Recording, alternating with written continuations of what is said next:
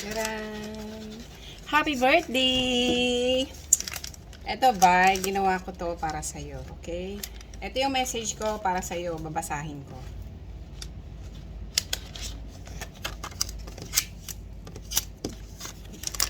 Dear Brian, as you celebrate another year of life, always appreciate the past that you've been through. Never forget every individual who stood beside you every step of your way since you've been exist in this world.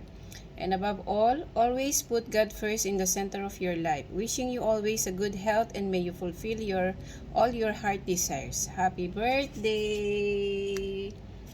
Hugs and kisses, Ate Ann. Okay, happy birthday! Enjoy, enjoy! 29 ka na, no? Oh, malapit ka ng maging 30. So, kailangan mag-asawa ka na. Pero mag-ipon ka muna. Kailangan makapundar ka muna ng bahay, ng sasakyan, ganon. Tapos, pwede ka na mag-asawa. Okay? Happy birthday! Para sa'yo to, ginawa ko to.